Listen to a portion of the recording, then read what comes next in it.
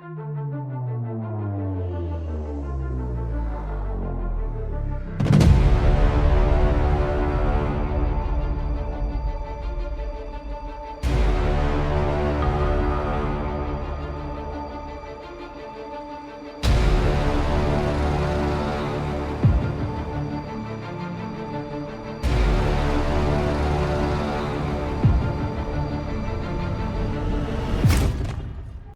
everyone, and welcome to another episode of the Stephen King podcast. This is number 36. Today we are going to talk a little bit about King's promotion for the movie A Good Marriage. It's not very often he promotes movies, so this is interesting. We are going to talk about the last episodes of Under the Dome, which is episode 8 to 13. So if you haven't seen them, we will spoil them for you. And we are going to end with a little talk about the TV show Finding Your Roots that actually had Stephen King as one of their guests, and they found out some pretty interesting stuff about his family. Yes, indeed. Yeah. So first, let's start with the news.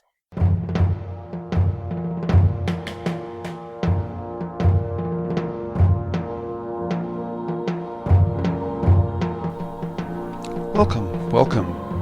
Do not fear the door that lies before you. We will protect you. We are your guides, Hans and Lou, and we will give you the latest in Stephen King news. But before we do so, you must prove yourself worthy. You must open the door and join us in the death room.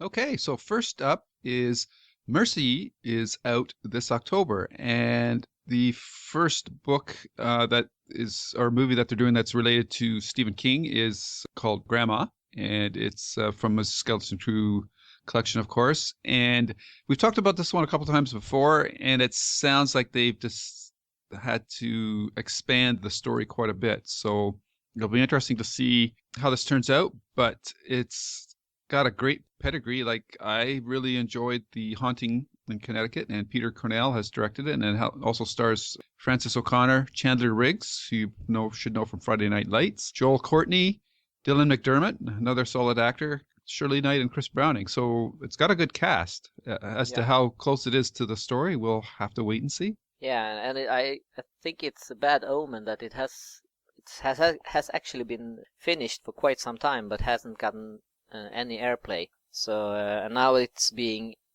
turned into on the web, I think, that you can buy the show. So it doesn't sound like the company that made it has very much comfort in it. Mm-hmm. So that concerns me a bit about how good it will be. Yeah. Next up is yet another movie, and this is quite exciting because we have 3 new Stephen King movies out at the same month. We have A Good Marriage that will start October 3rd. We have A Big Driver that will start on October 18th. And we have Mercy that we don't know exactly what date, but it's supposed to be out in October. And this is not very often we have so many new Stephen King movies even in 1 year. So having them in 1 month is quite exciting. And just amazing. I mean, to have a hat trick, and has any other writer ever had that happen to them? I doubt it. That's got to be a Guinness World Book of Records. Yeah, I imagine. Yeah. And Big Driver, there has been a new trailer released that is looking very promising. If you haven't seen it, and I have actually seen the movie already. Oh my goodness, you bum! Yep. I saw a screener of it in this last Friday, and I'm actually very pleased with the movie. I think they did a good job with it. Cool. I won't say too much about it because I don't want to spoil anything for you. Yeah, you better not. No, but as we have spoken before, we were a bit concerned that it's a very violent story and it's airing on TV. So we had some concerns about how they would be able to translate it good and still have it on TV. But I think they did a good job with it, so I'm happy with it. And I think Cool. a lot of others will be as well. All right. Got me excited. Yep. Okay, so what do we got next? And it's more TV news. And Stephen King's got another book heading for a web-based release, but this time it's a much bigger player. It's 11/22/63 is going to be released through the Hulu online application, and again, it's got good pedigree behind it. It's going to be a 9-hour miniseries, and it's from J.J. Abrams' Bad Robot Productions, who of course have done Lost and all the Star Trek movies and all that. So this is pretty exciting. And this might be the way that we will finally see The Dark Tower released through some sort of web-based distributor, which would work fine for me because there's obviously, it's like cable, right? There won't be any restrictions on the content or anything like that. So, Yeah. you know, you can read the article over at Hans. It's site. It lists all the people that are behind it. A lot of people from the Star Trek and Lost era. And the only thing that's a little concerning is that they might do additional seasons based on that. Now they're saying same format, so I'm hoping they're talking about other books, or maybe it's outside of King's work. Maybe they're talking about books from other authors. But it reads like it almost could be additional seasons of 11/22/63, which I wouldn't want to see. I'd like to see this done as a miniseries, and that's it. Yeah, I took it to be other books that would get the same treatment. Yeah. Mm-hmm. I think they are thinking about doing this as a 9-hour thing, and I must say that that's almost what I'm most pleased with, that they are doing it, and actually, as I took the text to mean that they are not doing it to see if they can keep it moving afterwards. They are doing it and then they are done with it, and I think that's a good way to go. Mm-hmm. The only problem is we don't have Hulu in Sweden, so that's no good. Well, I'm sure you'll probably get a screener. Yeah, hopefully. Yes, and we have had 2 birthdays since last time. On September 21st, Stephen King turned 67, birthday to him. Mm-hmm. And 2 days later, the 23rd, The Shawshank Redemption, the movie, turned 30. 20. 20. That's interesting, and it makes me feel very old because I saw that in the theaters. Yeah. So it does in a way, but that movie is so timeless that even if you told me it was 30 or 40 years old, I would still believe it because it takes place before present day anyhow to begin with, and it's a lot of ways it's an old-fashioned movie. So 20 years doesn't, from a personal life point of view, it does, but the movie is kind of timeless to me. So if somebody said it was even older, I wouldn't be surprised. But 20 years, that's a mark in the sand. That just one of those things that shows you how quickly time goes by. Yeah, and that's it for the news. Alrighty, so we're going to start off with our first topic for this podcast. And as Hans mentioned in the news, the Stephen King's on the media circuit, probably both, I guess. And he's been doing a lot of print, TV, and web appearances for the upcoming Lifetime version not Lifetime, but the theatrical movie Good Marriage, starring Joan Allen and Anthony LaPaglia. So, what did we think of all these appearances by King? Well, as some of the readers of my site and on the internet as general has been pointing out, is that it's very often that he gets the same questions over and over again.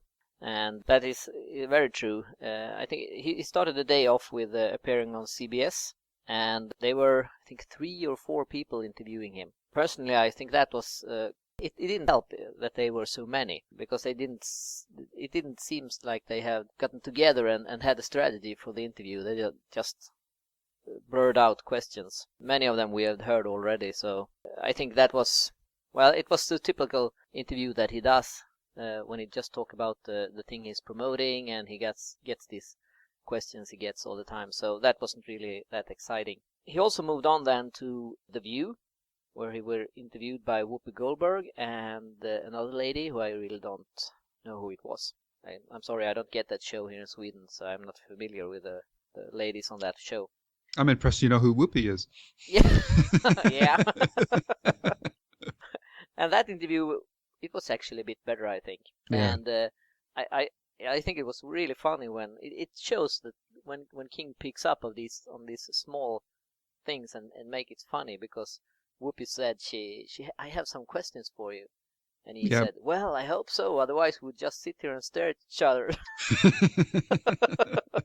And it's just those small things that that could make a difference in the entire interview. Yeah. So I think that one was more interesting. Yeah, Whoopi's a big fan of King's, and you can tell that they know each other, and that she's not just blowing smoke. She actually, you can tell that she is a fan of his books, and that she reads them very diligently and looks for things, because her questions reflected that. Yeah. Then he was on the HuffPost Live, and I think actually that was the best interview. Yes.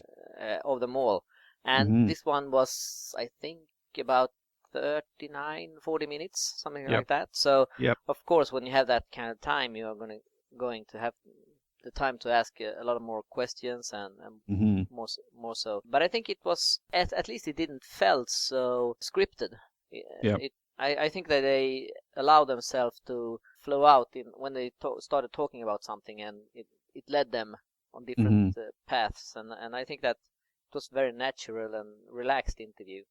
Yeah, well, I don't know. I think King was getting a little nervous when they were delving so much into politics at one point. But but that was a fantastic interview. Out of all of them, that was the best one that I've watched. There might be other ones, but and I know that you said some of the readers were tired of people asking the same questions and that. But I think as fans, if you follow anything, not just Stephen King, like I know if I see an interview with Leonard Nimoy or William Shatner or somebody like that from Star Trek, they always get the same kind of questions. And in a 5-minute media blitz kind of interview situation, unfortunately, as fans, you have to go into those hoping to be surprised with a great question, or just hoping that King can come up with a clever answer, because beyond that, you're not going to get much most of the times. And it's just beyond seeing how Steve looks in general, that's about really the main thing you're going to get out of those little ones. But this HuffPost interview went into some really great questions. I loved Steve's analogy about difference between writing a book, which he said is like a swim, where you can take a deep dive, and as opposed to working on a movie, which is like skating on ice. I thought that was a great analogy. And I also think he sort of alluded to it, but I think it would have been more like a hockey team skating on a sheet of ice, because writing is a collaborative experience, or writing is a solitary experience, and for the reader and for the writer. So you get to deep dive and get really into the character's head. Whereas when you make a movie, a lot of people are involved in getting that from the script onto the screen. So I thought that was a great analogy, and I really enjoyed the interview. It was interesting to see how he talked about John Cougar, and R.L. Stine was on, and Steve is still pretty sharp. He was he was funny, and plus he made a lot of good points. So.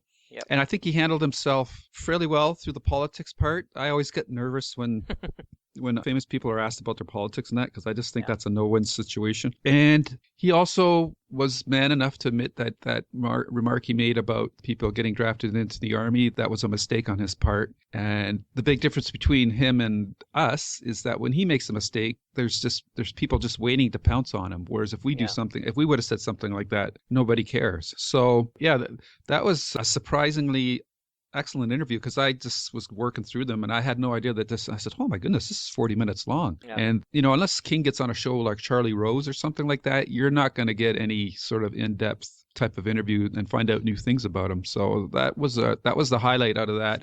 And it also, turning it back to A Good Marriage, I didn't realize how involved Steve was in the screenplay for this movie and the production of the movie. So it sounds like he was really putting a lot on this, or putting a lot into this, I should say, and that he's really involved in this one. So have you seen this yet, Hans? No, I haven't seen this one. Okay. Yeah. Well, the way you're going, it sounds like you've seen it all. But nope, so I'm really hopeful for this one. And he says this is much more about from the woman's perspective and the psychological. It's much more of a psychological thriller. Yeah. And as I was mentioning to Hans before we started, that the daughter of the husband in real life, or of the father in real life, has come on and she's publicly criticized King for exploiting her family history and making money off of it. And the cynical part of me is, my initial response is, okay, this is somebody that's seeing a chance to get their name, 15 minutes of fame, and get her name in the media and whatnot. But I prefer to take her at her word, because I think that's a much more interesting discussion topic to look at. Because for you and me, Hans, we're looking at this as just a cool story, right? Yeah. But for her, this is something that really happened to her, and that's going to impact her and her family and her kids for the rest of their life. So I can understand why she would say the things that she did.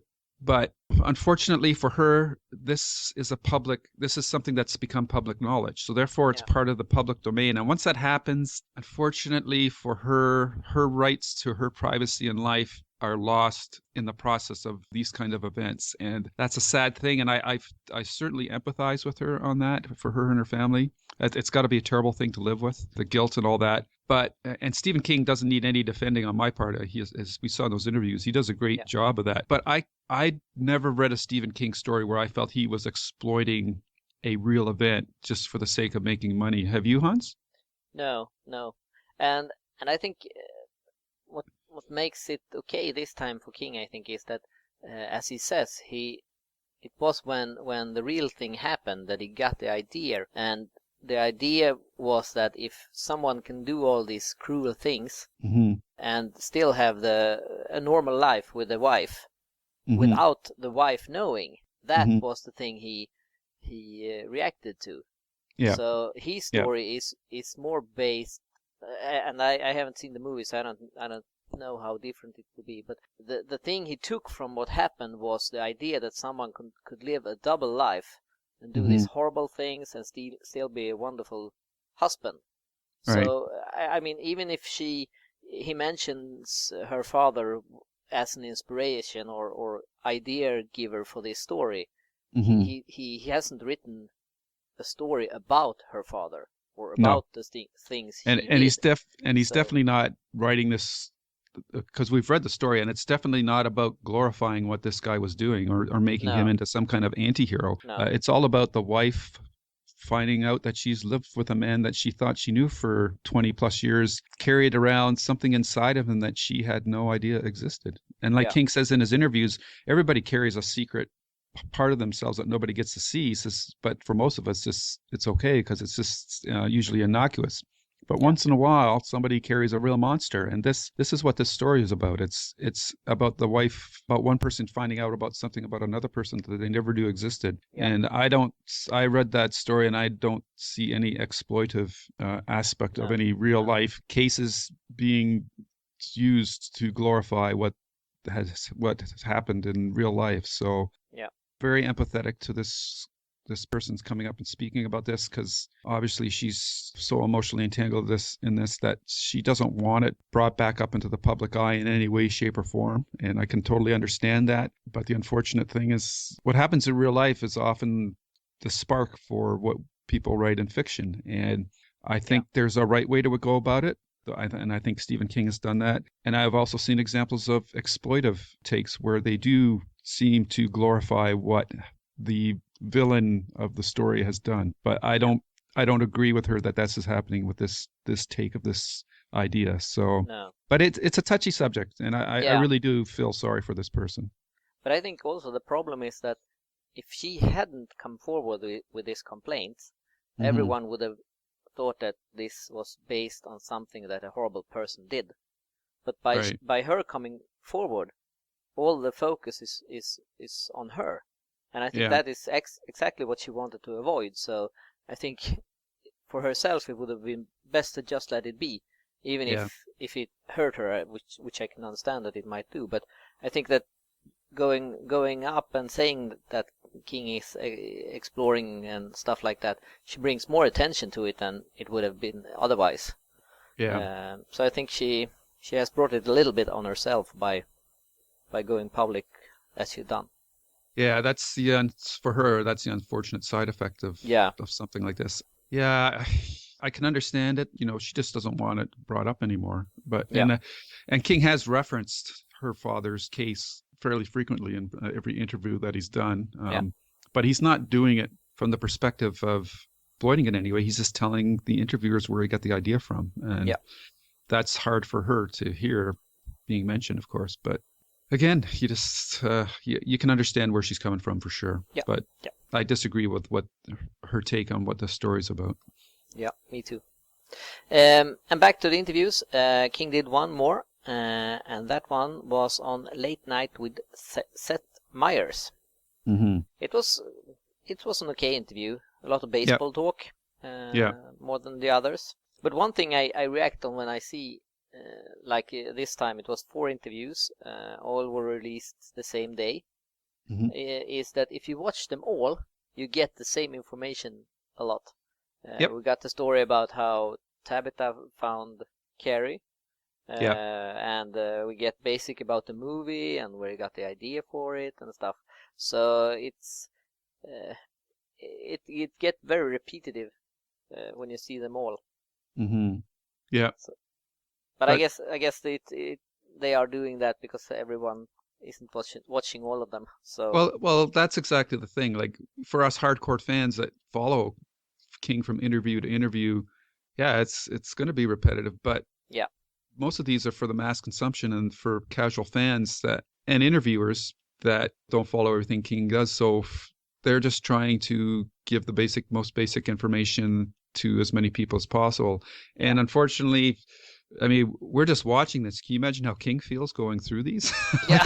I don't know how, because he's got to travel from place to place. And like he said, he's not young anymore. So it's more tiring for him. Yeah. I mean, even in the show that we're going to talk about at the end of the episode, the main guy of that show, had to ask King where he gets his ideas from. Like, it's kind of like, it's just goes with the territory, unfortunately. And if you're a fan, you're going to see a lot of repetition of material, which is why that HuffPost interview was so refreshing. And if you haven't followed all the interviews and media talk that King's done for a Good Marriage, the HuffPost interview is the one that you want to check out and forget about the other ones. Yeah, I'm a bit surprised that he actually doesn't. He should sit down with some good reporter and do like a 1-hour interview. And then he just could, send that out from his home, and then he doesn't have to travel. No, he might do that. He might do that in the future. Yeah, and then he could send that out to all the medias, and they could take clips out of it. Yeah, they could take the clips they want. They can air it all. I think that could be a great idea, because then they could do all this basic stuff that he has to do about the thing he's promoting, and then they could also go a little bit deeper in other things. So I think that's the way to go. And who knows how many road trips King is going to do. So the at-home web interview or whatever interviews will start coming to his place instead of him hitting the media circus. Yep. This is great. What's our job? We'd like drive around, pick up stiffs or what? It's time for reviews from the night shift. Okay, moving on. Mm-hmm. And the next topic is Under the Dome. There must be some kind of way out of here. Said the Joker to the thief. God almighty, what are we looking at? No clue. Maybe we're being punished. We're on our own. Said the Joker to the thief.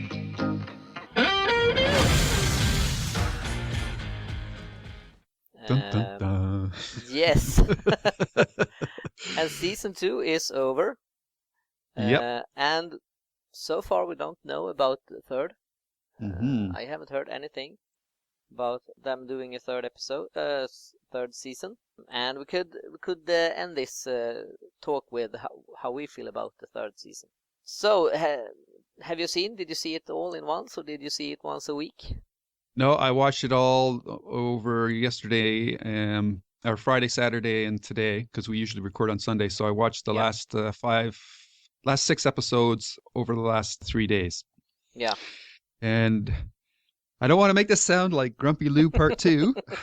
We've gone on record what we've thought of the show. Yeah. And I'm not going to go blow by blow through each episode, but I'm just in general going to say that the show continued to exhibit the same traits that we talked about in our previous podcast. And those involve a lot of eye-rolling and head-shaking types of reactions to things that the characters do on the screen. And I will say in defense of the show that most of the things that the Dome was doing to the environment at least were tied to something that made some sort of sense, as because the egg was taken outside of the Dome, so we could understand why it was, at least for somewhat, why it was doing these things. But I think the characters just came and did stuff that sometimes made no sense at all. And I think one of my favorite lines, unintentionally funny, was, "What's happening?" It says, "I don't know."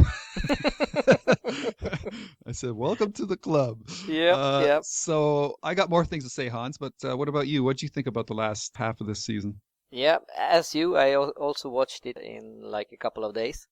And my biggest problem was that I really didn't want to watch it. I made up, I had like 2 weeks to watch it. And I made up excuses for myself. I had other things I had to watch. I had to do the dishes. I had to vacuum. Get a haircut. Yep. And finally I said, oh man, I'm going to watch this. So I think I watched like 3 episodes and the last one. I must say I don't like this show at all. And it doesn't get better. I think it actually gets worse. I don't like the egg. I don't like that new character, Melanie. Okay. I think the actors... You mean Barbie's sister? Stepsister? Yeah, exactly. I mean, the actress is like, she's just grabbed from one of those daytime soap operas. I don't think she's a good actress, and I think the character is... Well, I don't know what to say about the character. I cringe every time she's in the frame. She didn't bother me. Yeah, I was bothered by her. And, I was more bothered by the science teacher. Yeah, I was going to her next. I didn't like her at all. And my favorite, I actually had some scenes that I was really, really happy with. And I think that was the only time that I had a smile on my face when I watched this last episodes, and that was in the season finale when Big Jim goes berserk and he shoots that old lady. I don't remember her name. That was harsh. Yeah. Yep, and he takes out the science teacher with the hammer. That was the last couple of episodes were very, very violent. Yeah, and gory. I was like, wow. Yeah, and I think he kills, what's his name? That guy who... Lyle. Yeah, exactly, Lyle. So he takes out 3 persons in like 10-15 minutes. And I was finally, this is something is happening with the show. Go, Jim, go. Yeah. Yeah.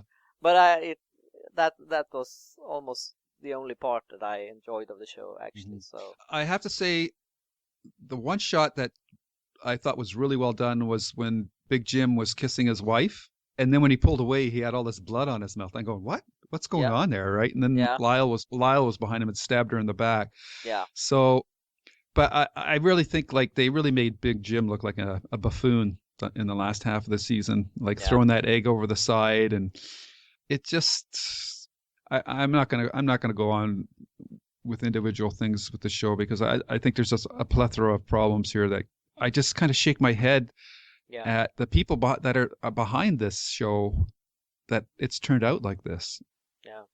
It really does have that feeling like they're making it up as they go along. One of the most ridiculous things was how they, and it's just like an example of what they do from week to week, is the radio DJ, Phil, who started out the series like a flower child, ends up, sabotaging the food. Then he tries to kill Jim. Yeah. And then he gets out of jail and jumps off the cliff and gets punctured by that stalagmite at the bottom.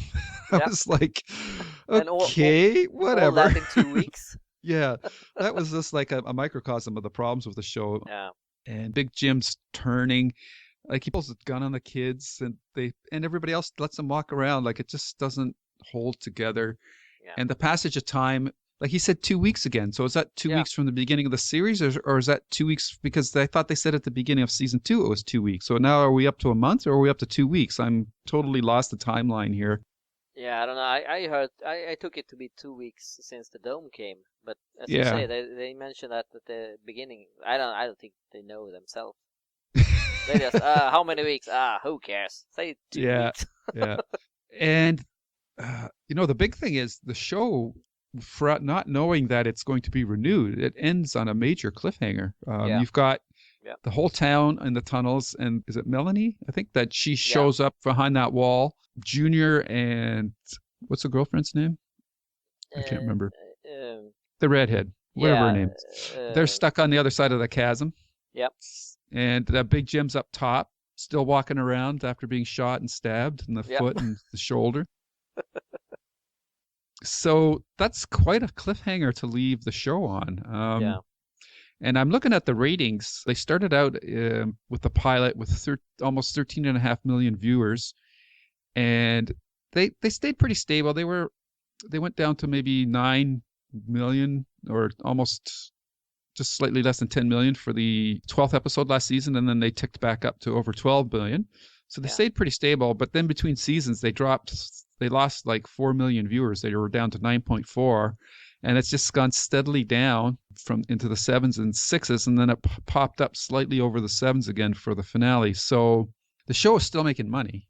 And I think it's still one of the highest rated shows. I think it's CBS's highest rated summer show, but at the start it was the number 1 rated show across the board, and it's not anymore. So yeah, is it going to get another season? I think at the very least they owe like maybe a 2-hour movie to close this off if they decided to pull the plug on it. If they're just going to leave it like this, it's like that Dead Zone example we keep coming back to. That would be very unfair to the people that are watching the show. But personally, for myself, I really don't care if they finish the story off or not. No, I think the only positive thing if they continue would be that we have something to discuss on this show. Well, I'm almost tempted to say, if they do come back for another season, do we bother even covering it anymore going forward? Yeah, we have to. We have to? Okay. All right. The boss has spoken. You heard it, listeners. Yep.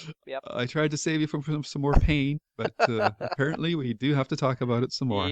Yep. So no, but I think there you go. It's interesting to see that so many and so many of King's fans is still enjoying the show, and I'm a bit surprised because. Number one, it's definitely very different from the book, but still it's like, and I when I talk about this with people, a lot of people say that, oh, but you like Haven, and that's totally different. But I think with Haven you have the fact that they have put the book behind them and moved on to something else, while at Under the Dome is still trying to be Stephen King's book but with a twist. And that twist is just too twisted. Well, there's not a twist. There's not one big twist or two. There's just a whole bunch of little twists. That when you add them up, they don't make any sense. No, so I think the problem with Under the Dome is that it's still trying to be Stephen King's Under the Dome, while with Haven they have moved on, and I know they are still calling themselves Stephen King's Haven, but I mean they have moved on to something totally different than the book. But are still working. So I think that's a big difference. And I don't mind that they are changing stuff from the book, but I mind when they change it to something that is so totally wrong. And I mean the whole thing with the dome was that they were captured under it. But now they are slipping out over a cliff and ending up in a playground, and they are going in a red cellar door and coming up in the water under the dome. I mean, it's a totally different thing, and it doesn't work. They are missing the point in my mind.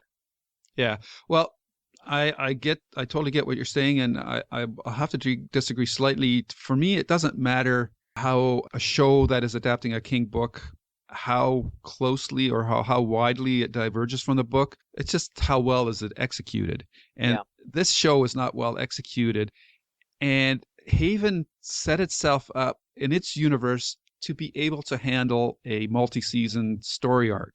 It has enough maneuvering room to reinvent itself.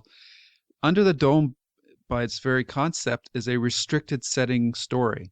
So that kind of setting gives you the potential for a highly concentrated dramatic conflict. But the problem is, it's like burning the candle at both ends. It only can burn for so long, and they're trying to stretch it out. And we're seeing that it's not working, because this is a story that only has a finite shelf life or play space. It should have been a 1-season miniseries, or maybe 2 at the most, following the line of the book. But trying to drag it out, then you have to introduce all these extra elements that just don't gel together. No. Like, as you mentioned, like going through doors and tunnels and whatnot, and it all just becomes rather silly.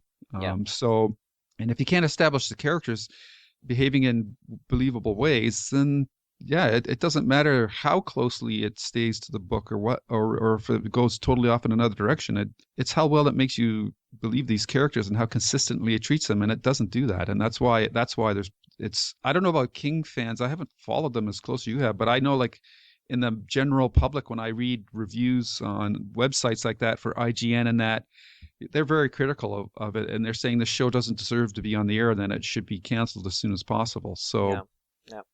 that's kind of where I sit. But I had my grumpy session last week, and I'm not going in any deeper on this one. I'm just going to say that it's not working. No. And that's it. And my biggest problem or regrets with it is that it could have been so good if they have done it for one season, had a good ending, good beginning, and it could have been really good. But instead they are making this mess of it. So yeah, because they're trying to milk it too long. yeah. Yep, absolutely. So the hope is that it's cancelled. It's that we're done with it. No, well, that's my hope. But if there's people out there enjoying it, then I hope it comes back for them. But I am not one of those people, so I'm not gonna. I don't hate the show. I just find it, like you said, disappointing, and it's not something that I enjoy watching. We just do it out of a sense of duty for this podcast. Yep. Yep. But if there's people out there that enjoy it, hey, more the power to you. But I haven't heard from any of you yet, so this is your last chance for a couple of months, maybe forever, to stand up and defend Under the Dome to us. So please send in your feedback. Let us know why it is a good show. Yep, we need to hear it. Mm-hmm. And now, we visit the King Crate and see what Miss Treasures, the Fluffy the Crate creature from Creepshow, has left for us to examine.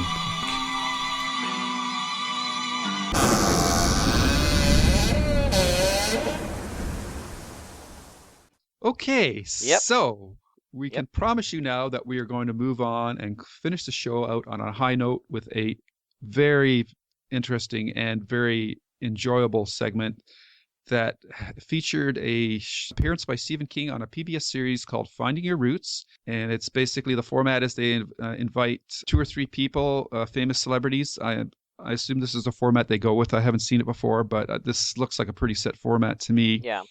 And they interweave their appearances on the show as they explore the family trees of each of these characters.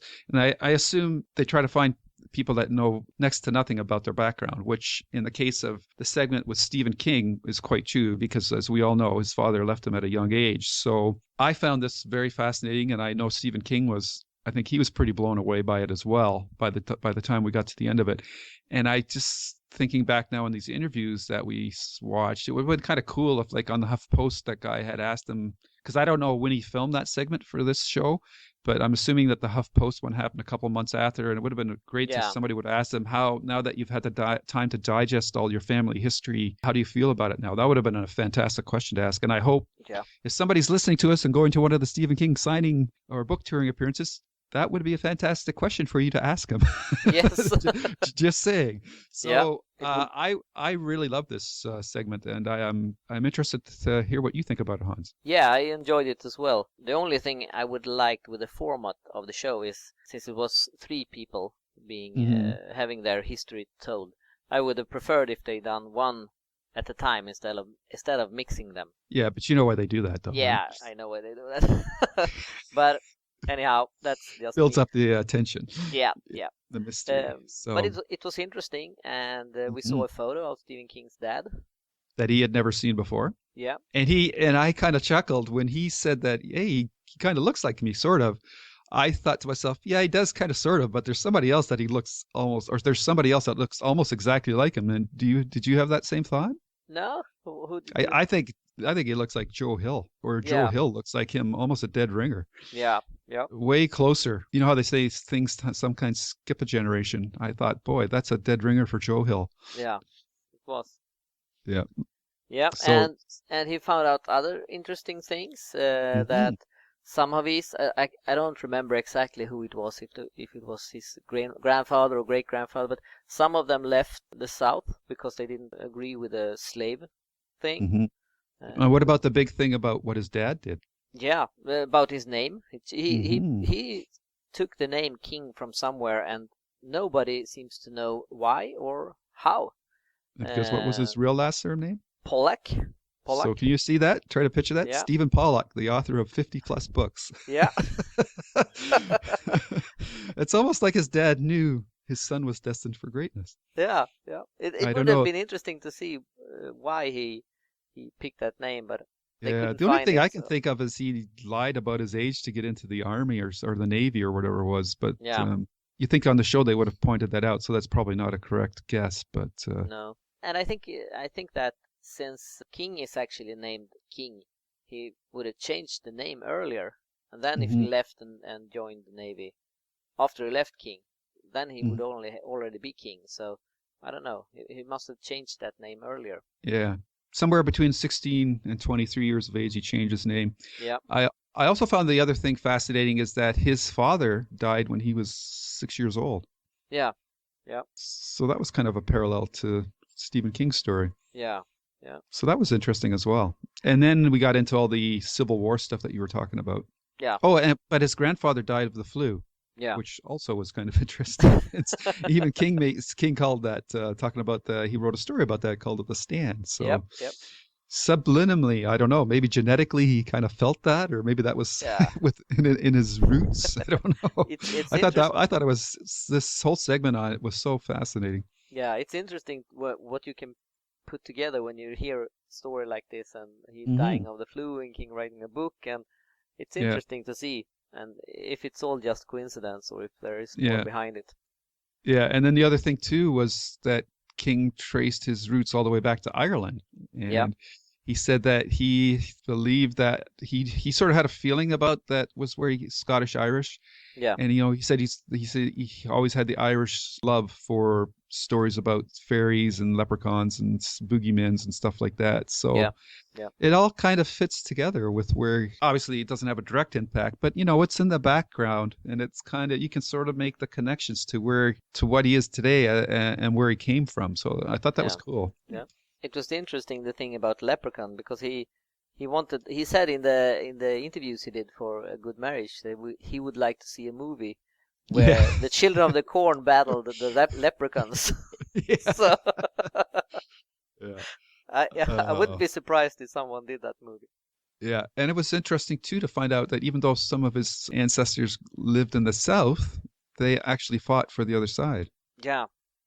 Yeah. Mm-hmm. I don't know how common that is. I'm not that familiar with it. I'm not either, but I don't think it was uncommon, but it was not like normal. There was a fair number of people that lived in the South that for political or ideological reasons decided to go north and fight for the other side. And the other interesting thing was the connection with slavery. Yeah, and I think that made Steve pretty proud that his ancestor had left because they didn't want to support the slavery. So and I think that's a good thing. It, as he said, don't remember exactly what he said, but it's much better than finding out that they were, I don't know, what did he say?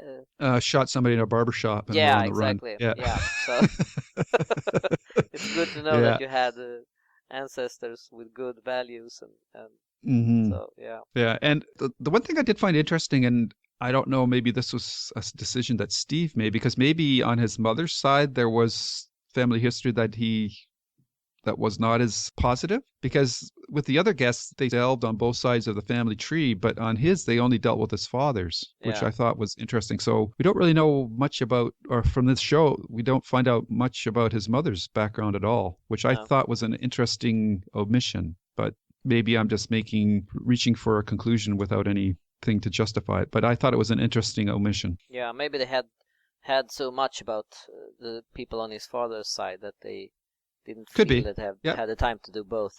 Yeah, or maybe his mother's side was just boring. Yeah. Could be. I'm a bit surprised, as I mentioned earlier, that he hasn't dug into this earlier, because, and I mean, I think there's a fear factor there, like when he said what his mother told him, like, don't look at a tree knot too carefully because you'll see something you might not want to know. But But I mean, I would have been curious if my father had left when I was just a little kid and I didn't know anything, and my mother hadn't said anything, and also with having the kind of money and means that King have. I mean, it wouldn't have been hard for him to hire people to find this out. He wouldn't have to sit in the library and find it out for himself. Yeah, I don't think there's no doubt about it. If he wanted to find out, he could have. Yeah. He definitely has the financial resource means to do that. But as the host of the show said, there's a lot of shame and fear and anger. And I just think that he was, like he said it himself, if he ever met his dad, he'd want to punch him in the mouth.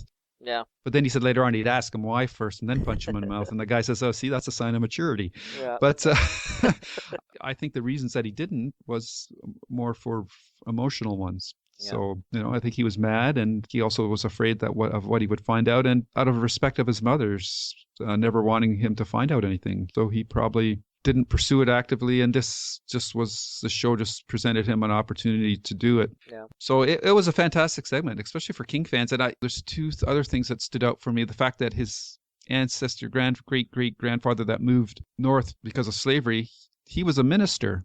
Yeah. And I find it very interesting that his daughter is a minister. Yeah. So, Yeah. So it's where we come from. You just don't realize sometimes it's history repeating itself. No. And the other thing that was it was funny was when he found out that he was like 99% white European. And he said, I'm the whitest guy you've ever had on this show. Yeah. Yeah. So that was funny. So, Yep. yeah, so I really enjoyed this. We learned a lot about, and as did King, we learned a lot about King that we never knew because he didn't know. And looking at his family tree, you can see how all those things, under the surface lead people towards being the person that they are today. So yeah, and it was an interesting show because we don't get many shows like this with King. No. Because he's so private with this stuff, or he doesn't really think that it's public knowledge. So it was interesting to see this side of him, not just promoting and stuff. So it was interesting, and I hope he finds out or try to find out why his father picked the name King. I know I would be very interested in that fact, because it's his name, and not knowing where it come from must make him curious. Why did his father choose that name? I got a feeling there could be another Dark Tower story here where Roland goes back and visits his dad and tells him to change his name. Yeah. How about that for a Dark Tower book? Yeah. That would be be cool. awesome. Yeah. So it's just like destiny that he had to have that name in order to become the famous writer. I don't know. Because Stephen Pollock might have worked. I mean, the quality of the stories would probably still, but sometimes it's just a name is just sometimes what it takes, right? So that's the real big, and it's probably just a trivial thing. Maybe he was hiding from somebody or just wanted a fresh start. Who knows? But why he chose that name, it could have been from a book he read or something, or maybe he just saw something on a newspaper article with that in the headline. He picked that name and it was at random. Who knows? But still, it's just fun to speculate. But it would make a heck of a good Dark Tower story. Maybe we get a book by Stephen Pollock. Yeah, maybe. Keep writing on the pseudonym. Yeah, we'll have to look for that name in a book, an upcoming book from King. Who knows? Yep. The Or Pollock. If Pollock papers. Yeah, or if we see a book by someone called Stephen Pollock, we're going to think it's King now. Yeah. Yeah. So if there's any person out there who's called Stephen Pollock, now is the time to publish. You will sell out. That's right. Yep. That's right. This gets high recommendation from both of us. Big thumbs up for this Finding Your Roots segment with Stephen King. Check it out from your local PBS affiliate or their website. You should be able to watch it online because it's pretty fantastic. Yep. So I'm just going to put you on the spot before we go. Okay. Are you reading Revival yet? Yes. Okay. That's all I want to know. Yep. The rest of you will have to wait along with me to find out what he thinks. Not saying anything more.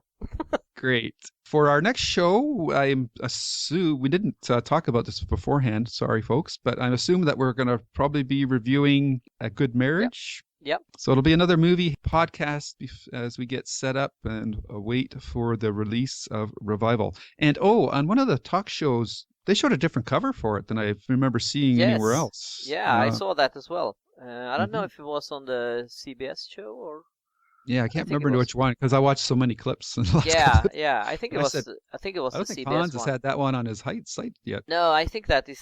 I think I have seen it before, and I think actually that it's a fan-made cover. Oh, okay. Wow. That was used before the real cover was published in some article or something like that, and I Oh, guess okay. CBS didn't realize that and took it for the real cover. I don't know. Sloppy work if that's the case. Yeah, well, I wouldn't be surprised. No. All right, so why don't you take us out, Hans? Okay, that's it for this time, and please send in your comments and questions if you have for us. We love to answer them. Yeah, come on, you Under the Dome defenders. Speak now or forever hold your peace. Yes, exactly.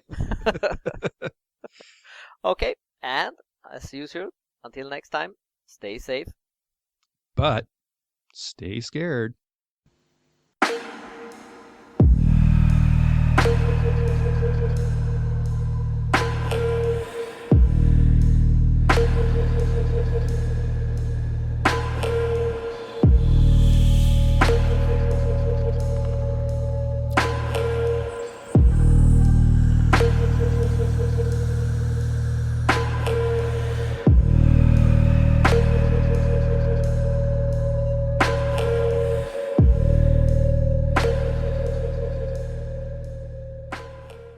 Hello, everyone, and welcome to another episode of the Stephen King podcast. This is number 37. Sorry, 36. I'll start over. Sure. Yeah. 3, 2, 1. Hello, everyone, and welcome to another episode of the Stephen King podcast. This is number 37. Oh, man. What am I doing? You just made a blooper, dude. That's going in. That's staying in. Yeah. Oh, man. Okay.